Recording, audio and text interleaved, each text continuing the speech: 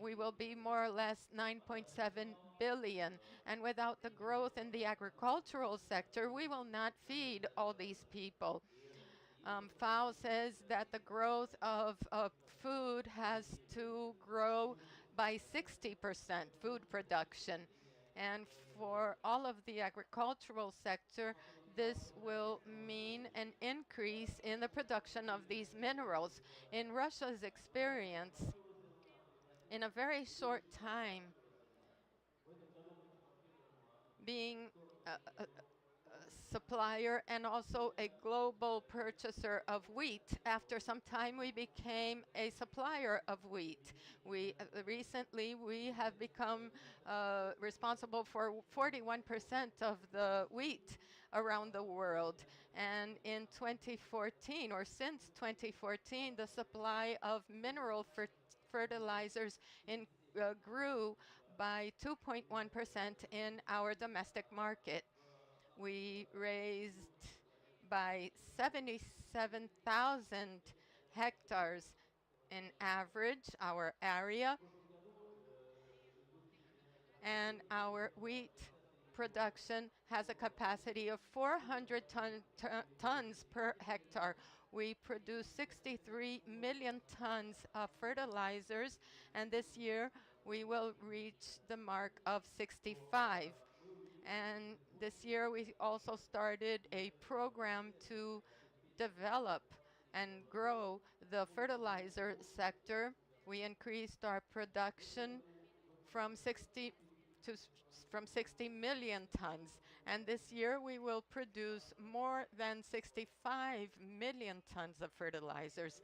It is important to mention that if we're talking about exports, half of our production is being exported to BRICS countries, supporting food security in these countries, as well as agricultural growth in the BRICS countries. In the first 6 months of 2025, we have provided over 25% more to the BRICS countries. And in Brazil, the growth has generated a 6% tax on mineral fertilizers, and now our exchange involves 35% between Brazil and Russia. Now we are also negotiating with India. They have dropped the 5% tax, and this will enable a growth of exports among the BRICS countries. And with regards to the agricultural segment, the new fertilizers, new types of wheat, all the BRICS countries have all the chances to follow this successful path. We base our dealings on exchange of experiences. We have a platform for training and education that is being developed, because knowledge is also a path towards food security, as well as technology exchange. Today we have heard by my colleagues that we have a new certification, because to bring chemicals to a different country may take up to 5 years with regard to obtain certifications. So this will certainly increase and grow production in the agricultural sector, ensuring food security around the world. Thank you.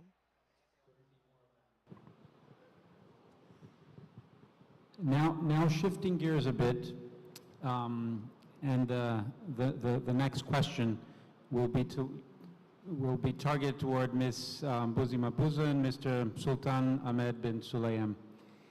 And the question is, Ms. Buzi has asked for the easiest question, so I prepared the easiest question for you, Ms. Buzi, around digitization. So how can the BRICS economies leverage digital tools, smarter trade processes, data convergence, to address the common challenges of high costs, bureaucracy, and fragmented processes on trade? Daniel, thank you so much for that easy question because you clearly have all the answers to it. There is no doubt in my mind, and I think this is a statement of fact, that efficient trade is the cornerstone for economic development. And I'm saying this from the vantage point of where I come from, South Africa, and the African continent, where we have, I think, in the order of 50% of the world's youth, where we have a growing population that is aspirational, that is innovative, that is enthused, and that will probably shift the numbers that my colleague to my right was talking about of the demand for basic foodstuff. Complex border procedures, inefficient logistics, which His Royal Highness the Sultan can talk to, outdated infrastructure, and the tariff and non-tariff barriers that my colleagues have already referred to, definitely increase costs, and in a manner that limits opportunities for micro, small, medium enterprises, women-owned businesses, youth-owned businesses. So it is critical that we take heed of the recommendation that came from the BRICS Business Council's Trade and Investment Task Force, where yesterday they informed us that their recommendation 1 seeks to reduce trade barriers amongst BRICS countries through regulatory cooperation and digitizing trade. And they, of course, proposed policy actions on that should seek to address that. However, before I go to the, and I don't know whether my contribution is going to be what or how, before I go there, I need to acknowledge the risks that all policymakers, each country, each region, each geography is probably seized with as we seek to digitize. I believe that this is an accepted requirement that we are already moving towards as the BRICS countries. The risk of the centralized control of data and the power that that gives to whoever is controlling that data means we have to have accepted governance of the IT environment that will ensure robustness and ensure trust eventually. Of course, we do worry about the dependency. We worry about dependency on proprietary technology, and I will come back to that as I suggest some of the interventions. And it is therefore important, colleagues, that competition rules, as an example, as a building block towards this governance of digital trade, are addressed sooner rather than later. Talking to the what or how, the mention was made already by one of my colleagues of systems that recognize each other. And this is critical because a user that, let's talk about a small business, for example, that needs to export whatever goods they're producing in South Africa and has to interface with the funding institution, input the very same data that the insurer is going to look for, or very similar, similar data that the logistics provider is going to look for, similar data that the regulator is going to look for.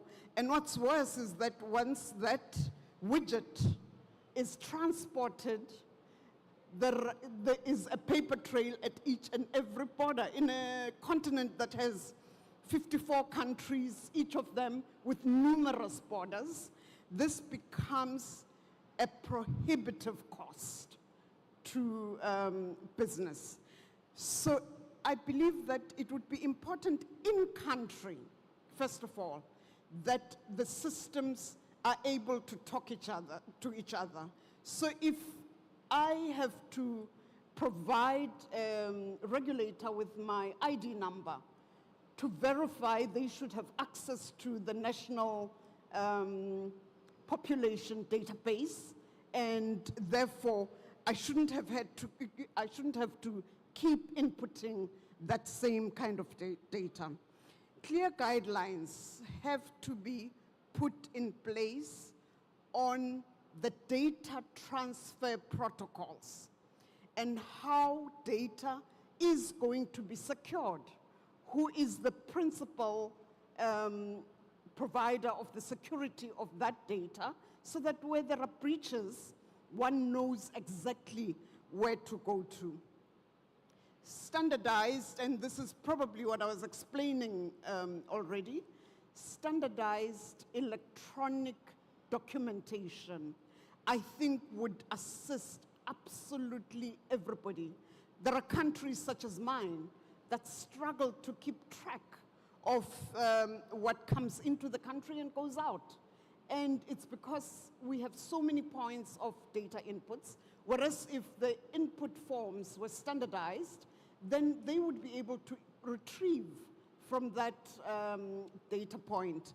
And these are technologies that the young people, be they in this room or be they somewhere else, would be able to put together in no time whatsoever. So I'm excited for our future.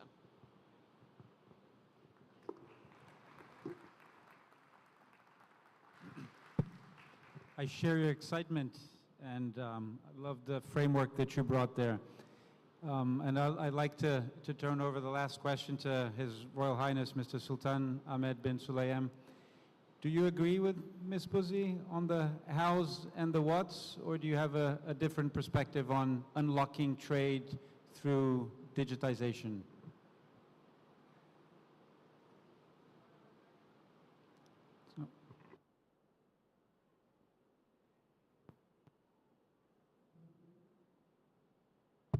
Okay, thank you very much.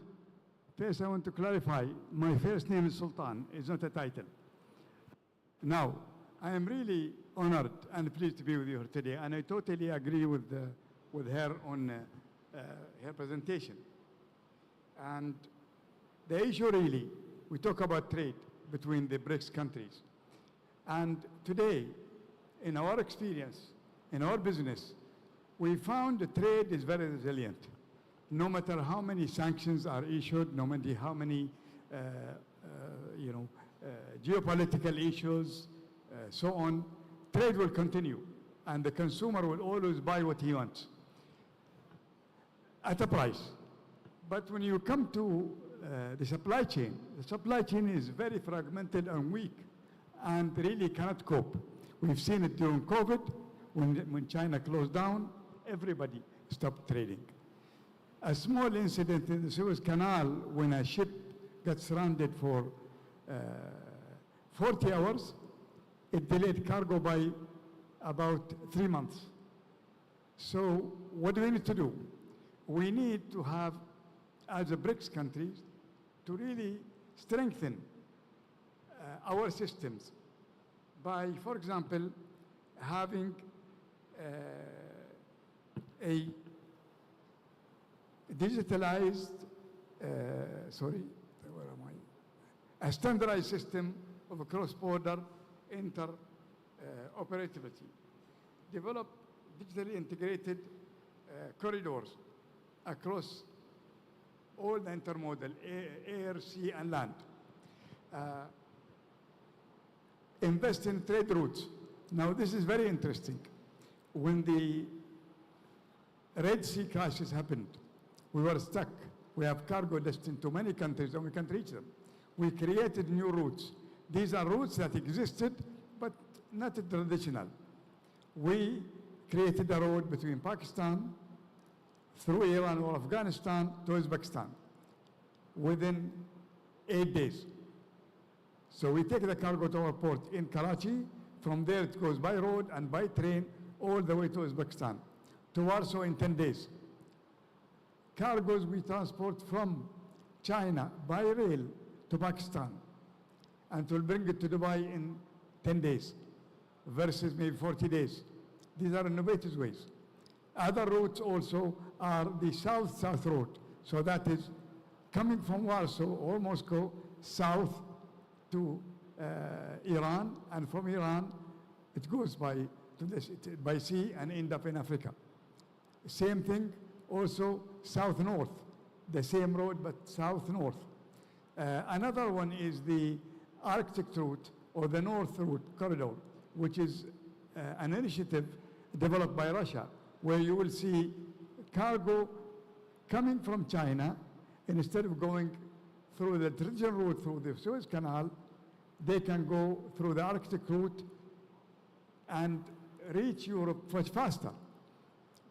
The old route will take 40 days, 24,000 kilometers. This route will take 13,000 kilometers and maybe 18 to 20 days. Better on the environment, less carbon emission, and faster. These are routes that we created and country created to deal with this. Also, we created digital marketplaces or trade corridors. And this is amazing because we are able to create additional trade between countries more than the regular trade they handle. For example, we did a trial of selecting 3 countries or 3 cities, Maputo in Mozambique, Dubai, United Arab Emirates, and India. And we created groups in Africa, groups in Dubai, groups in India. Their purpose and goal is to ask the traders, what do you buy and what do you sell? And we took note. The same question was asked in Dubai and in India. And we created over $3 billion of new trade just in 3 months. This never happened. It happened by the traditional way. You get a trader in India who's looking for something he cannot find, and you get a trader in Mozambique who is stuck with the cargo, he doesn't know what to do with it. Another interesting thing is we also connected, and that's why we don't want to create silos, we want to have interconnectivity. We connected our port in Sokhna in Egypt, where we went to the traders, and we found they have a lot of oversupply of citrus. And we found out that in Kigali, in Central Africa, there is a lot of shortage of citrus. So now, in our dry port in Kigali, it's full of citrus coming from Egypt. It's a trade that never happened. And this is something we continue to do to allow this. Another interesting one is also we utilize a fantastic facility in Apron in Iran, near Tehran, where it is on the railroad that bring the cargo from north to south. And we were able, within 2 weeks, to bring 600 containers on 12 trains as a first shipment of solar panel to Iran. That happened within 2 weeks from the start of the operation, and this happened like 2 months ago. So we have to be creative in the business. We have to be looking at unconventional ways, and this will happen. Thank you. Thank you very much, Mr. Sultan. And just to close our panel, a few final words. My take on what I heard here from the panel. First, I was impressed with the level of alignment of perspectives. A very diverse panel, but a lot of alignment in terms of perspective. A lot of alignment around the importance of convergence of standards, the importance of the concreteness of the initiatives, and how digitization can be a source of acceleration, but we need to watch out for the risk that comes with it. And last but not least, I think an overarching theme, which is let's take the future in our own hands.